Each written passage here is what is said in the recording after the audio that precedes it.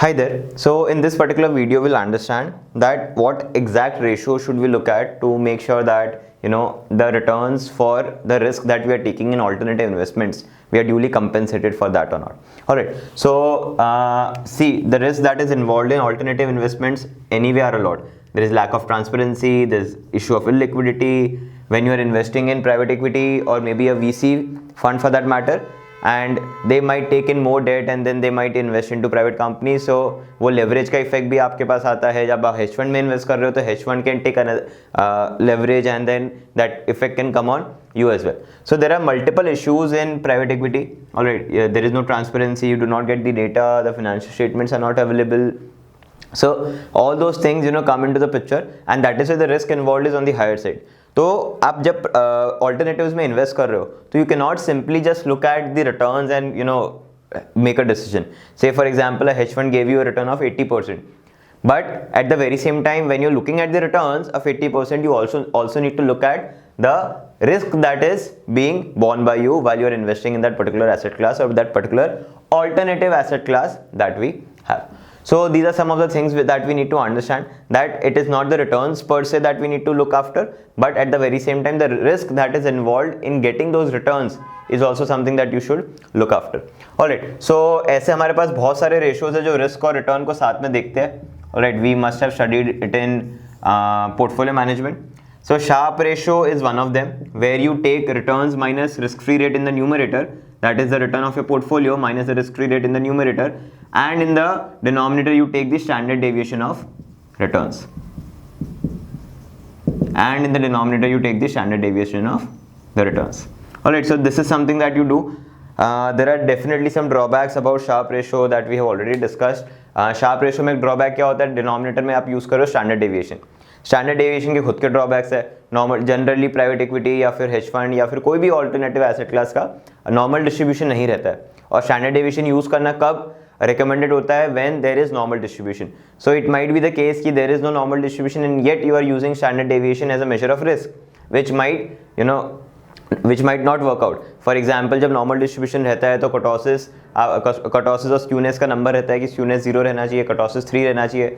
But the moment it is not normal distribution, both the skewness and kurtosis they move from their value which they should have been at. Alright, so these are some of the problems that we generally see in standard deviation. At the very same time returns जो होते हैं, alright, alternative assets के returns जो होते हैं वो ऐसा नहीं होता कि सारे के सारे ऑल्टरनेटिव एसेट्स ट्रेड करते ही है, उनका fair price every minute every second निकल रहा है. Alright, there are many alternative asset classes जिसका प्राइस आपको एस्टिमेट करना पड़ता है. ऑलराइट, कि यहाँ पे इतना प्राइस था, आज शायद इतना प्राइस हुआ होगा based on some models. So when you're taking model prices and you're not taking the actual prices, there might be some issue there again. Alright, there might be some issue there again. So you are smoothing out the prices. अगर आप prices model out कर रहे हो, खुद से निकाल रहे हो and actual में आपको market में नहीं मिल रही है, तो you're smoothing out prices, and the moment you're smoothing out prices, the returns are getting smoothened out and you do not really get the exact value. And the moment you tinker with the returns, you're tinkering with the standard deviation as well. So Sharpe ratio, however, it is a very useful tool, but it in itself has a few drawbacks which we just spoke about. So definitely अगर by the norm हम जाते हैं तो Sharpe ratio higher the better. क्यों higher the better? Higher होने के लिए या तो न्यूमरेटर को बड़ा होना पड़ेगा या तो डिनोमिनेटर को छोटा होना पड़ेगा. न्यूमरेटर अगर बड़ा हो रहा है मतलब क्या? रिटर्न ज़्यादा है. डिनोमिनेटर अगर छोटा हो रहा है मतलब क्या? रिस्क कम है, जैसा आपको चाहिए, रिटर्न ज़्यादा risk come. Alright, so divided the gap between risk and return, और जितना न्यूमरेटर आपको ऊपर लेके जाए और डिनोमिनेटर कम हो कि जितना आपको पूरे फ्रैक्शन को ऊपर लेके जाए, that is definitely beneficial for you. However will be seeing some other ratios as well which are catering to some of the drawbacks of Sharpe ratio. However, none of the ratio is perfect is what we'll understand. Alright, so we have Sortino ratio, the next ratio, almost very similar to Sharpe ratio, return minus risk-free rate, but denominator में क्या use करता है? Downside deviation use करता है. Downside deviation क्या होता है? I am hoping you know downside deviation. If not, you can definitely visit the class of quants. So downside deviation is, say for example 10, 5, 3, 1, 8. Alright, ये आपके returns है. You calculate the mean of it and then you try to figure out the standard deviation. तो say for example mean 5.5% आता है. Alright, तो आप standard deviation निकालने के लिए सिर्फ मीन से नीचे वाले नंबर यूज करोगे. कितने नंबर है आपके पास?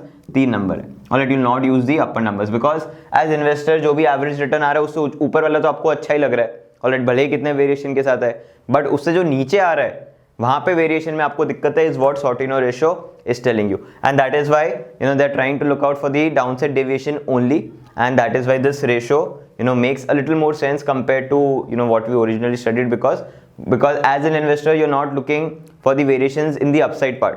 और अगर आपको मैं बोलूँ एवरेज रिटर्न 20% है तो कभी 40 आ गया, कभी 60 आ गया, कभी 80 आ गया तो आप बुरा नहीं मानोगे, पर मैं बोलूँ आपको एवरेज 20 है तो आप बोलोगे, और फिर मैं आपको बोलूँ कि कभी 10 आ गया, कभी 5 आ गया, कभी 2 आ गया, कभी -4 आ गया, that will bother you more, and that is exactly the idea behind creating this particular ratio, that is Sharpe ratio. Next ratio that we have is Treynor's ratio. Alright, so Treynor ratio believes कि standard deviation का concept ही गलत है, वो total risk लेता है, total risk ले रहा है तो टोटल रिस्क तो होना ही नहीं चाहिए, because risk should be divided into 2 parts, systematic and unsystematic risk. Unsystematic risk is something that you can diversify it out, so you should not be given return for that, or you should not be compensated for that. Only the first part is what you should be compensated for, and that is your systematic risk. And how do you really measure systematic risk? By one number, that is your beta, and henceforth as a measure of risk, यहाँ पे भी measure of risk standard deviation था, यहाँ पे भी measure of risk downside deviation था, तो यहाँ पे measure of risk क्या हो रहा है, वही सिस्टमैटिक रिस्क जिसकी मैं बात कर रहा हूं, that is nothing but your beta. Alright, so that is your trainer ratio, again follows the same norm, higher the better, higher the better. And lastly we have a new ratio that we have not studied about already in any of the subject, that is the Kalmar ratio. Alright, what exactly the Kalmar ratio is? It takes return in the numerator. Alright, that is for sure, that is confirmed for all the ratios, because at the end of the day we want to compare risk for return. So it takes the average annual compounded return in the numerator. क्या ले रही है? Average annual compounded return in the numerator, कि आप कितना year on year compound कर पा रहे हो. से फॉर एग्जांपल 100 की चीज 110 की आपने 121 की 133 की, तो कितना रिटर्न आ रहा है आपका? 10% एनुअल कंपाउंड रिटर्न आ रहा है. And at the very same time it also takes in the denominator as a measure of risk the maximum drawdown that you are witnessing while generating that annual compounded return. So maximum drawdown क्या होता है कि आपका investment है, मान लो ऐसे ऐसे बढ़ रहा है. Alright, so you need to take the peak and you need to take the bottom. The difference between the peak and the bottom is nothing but your maximum drawdown. Alright, so that difference is something that you need to consider to figure out this denominator of the Kalmar ratio. Alright, again you are having return in the numerator and risk in the denominator, so goes without saying, higher the entire ratio better it is. Higher the entire ratio better it is.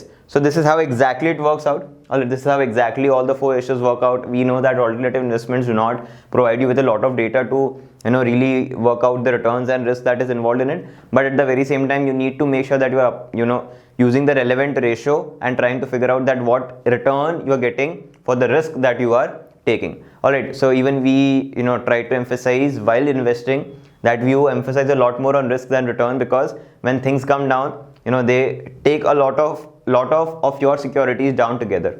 So that is one thing. At the very same time what really happens is generally we tend to look out for investments which have low correlation. Alright, alternative investments में भी मैं ये देखूंगा कि किसमें correlation कम है, मैं उनको बाई करूंगा. At the very same time मैं ये भी देखूंगा कि alternative investments में मैंने जो लिया है vis-a-vis जो मैंने traditional investments लिए, bonds लिए, equity लिए, उनके बीच में भी correlation क्या रहे? कम रहे. Because the whole idea is to make sure that lower the correlation, higher are the diversification benefits, and the moment you get higher diversification benefits, automatically your risk in your entire portfolio, whether on the private side or on the public equity side or public debt side, is on the lower side. Alright, that is what you aim for, that is what you want to achieve. But होता क्या है जब चीजें गिरने लगती है, alright, when things starts to go down, जो low correlation भी रहता है securities के बीच में, जब markets fall करते हैं, at that point in time that low correlation also turns a bit higher. Alright, correlation generally लो है. ऑलराइट, आप 5 साल 6 साल का डेटा दे रहे हो जहां मार्केट जैसे मूव करता है वैसे कर रहा है, बट उस पर्टिकुलर टाइम में वो 1 महीना 2 महीना जहां मार्केट्स गिर रहे हैं, at that point in time it might happen that a lot of your securities are falling down together, which means that normal markets में कोरिलेशन तो लो रहता है, which is well and good, but जब चीजें गिर रही है at that point in time the correlation increases suddenly and all of them comes down. So this is again something that you need to understand and you need to try and calculate कि जब चीज़ें गिरती है तो तब इनका correlation क्या रहता है. That might really help you out with exactly how things move when there is risk involved, when the greater risk is involved, when things are coming down. Alright, so you need to understand this part as well. I hope you understood this bit very clearly, and these are some of the ratios that you can really use to figure out whether how much return you are able to generate vis-a-vis the risk that you are taking. Thank you.